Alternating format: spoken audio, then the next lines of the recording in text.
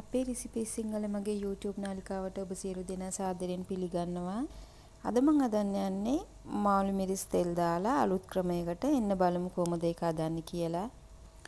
අද මම මේ මාළු මිරිස් එක හදන්න යන්නේ මාළු මිරිස් එකට බිත්තර ස්ටෆ් කරලා තෙල් දාන්න යන්නේ.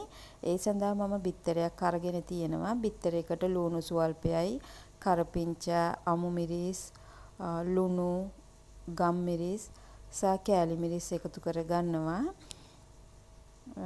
ඒ ටික එකතු කරලා හොඳට මේක මිශ්‍රණය කරලා මම විනාඩි 15ක් විතර ෆ්‍රීසර් එකේ තියෙනවා, ඩීප් ෆ්‍රීසර් එකේ අයිස් කැට වෙන්න තියන්නේ. ඒකේ මම තියා ගන්නවා. එතකොට මේ බිත්තර මිශ්‍රණය චුට්ටක් කැටි ගෑනවා. එතකොට අපිට පුළුවන් මාළු මිරිස් එකට ස්ටෆ් කරගන්න. නැත්තම් මේ වගේ දියාරු ගතියේ තිබ්බම මාළු මිරිස් එක ඇතුළට ස්ටෆ් කරගන්න අමාරුයි. ඒ නිසා මම මේක දැන් ඩීප් ෆ්‍රීසර් එකේ විනාඩි 15ක් විතර තියලා ගන්නවා. මම මුලින්ම තැටියකට තෙල් චුට්ටක් එකතු කරලා සූදුරු සහ අබ එකතු කර ගන්නවා. අපි මුලින්ම මේ ලුණු චුට්ටක් තෙල් දා ගන්න ඕනේ. ඊට පස්සේ තමයි මාළු මිරිස් එකට බිත්තර එක ස්ටෆ් කරන්න පටන් ගන්න ඕනේ. නැත්නම් අපි බිත්තර එක ස්ටෆ් කරලා ඉවර වෙලා මේ ටික තෙල් දා ගන්නකම් නැවත ඒ බිත්තර එක දියාරු ගතියක් වෙනවා. ඒ නිසා මුලින්ම අපි මේ මිශ්‍රණය අදලා ඉවර වෙලා මාළු මිරිස් එක ස්ටෆ් කරන්න ගමු. මම දැන් කරපිංචයි සුදු ලුණුයි එකතු කරගත්තා. මේක ගොඩක් වෙනස් ක්‍රමයක්. මේ විදියට මාළු මිරිස් ඇදුවොත් හරිම රසයි. අපි නිතරම එකම වගේ මාළු මිරිස් තෙල් දානවා. මේක අලුත්ම ක්‍රමයක්. දැන් මම මේකට ලුණු ගෙඩි දෙකක් කපලා මේ වගේ එකතු කරගන්නවා. අපි තෙලෙන් චුට්ටක් ලුණු එක තැම්බෙන්න තියන්න ඕනේ.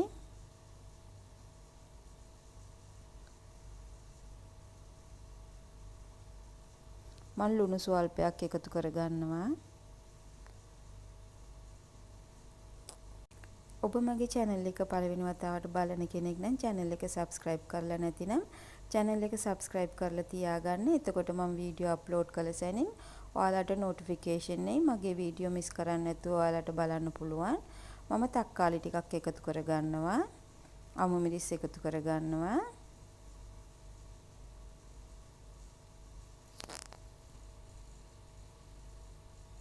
දැන් මම මේ අවස්ථාවේ කෑලි මිරිස් චුට්ටක් එකතු කරගන්නවා. කාකුඩු සුවල්පයක්,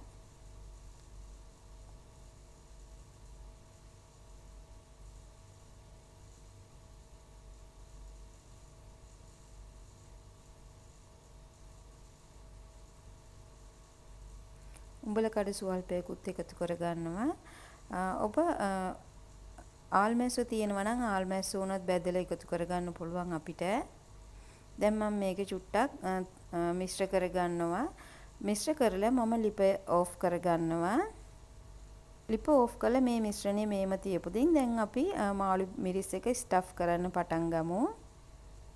මේ වගේ මාළු මිරිස් එක චුට්ටක් මැදින් මේ වගේ කපා ගන්න ඕනේ.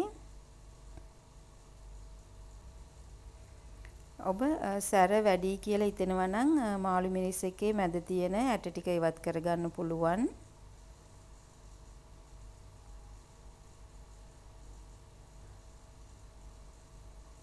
බලන්න දැන් මේ වගේ කපාගත්ත මාළු මිරිස් එකට බිත්තර එක බලන්න මම ෆ්‍රීසරෙන් අරගෙන ආවා. බලන්න දැක්කද කැටි ගෑයිලා තියෙනවා. ගොඩක්ම අයිස් කැට වෙලා නැහැ. මේ ගානට තිබ්බම අපිට බිත්තර එක මාළු මිරිස් එක ඇතුළට ස්ටෆ් කරගන්න හරිම ලේසියි.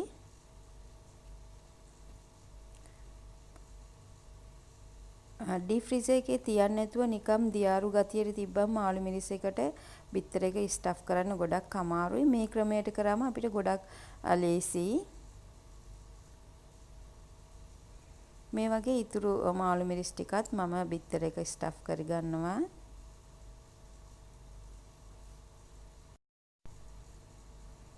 මේ වගේ කරවල ස්ටෆ් කරලා වම්බුටු එකක් මම අදලා තියෙනවා. ඒ රෙසිපි එකත් හරිම රසයි.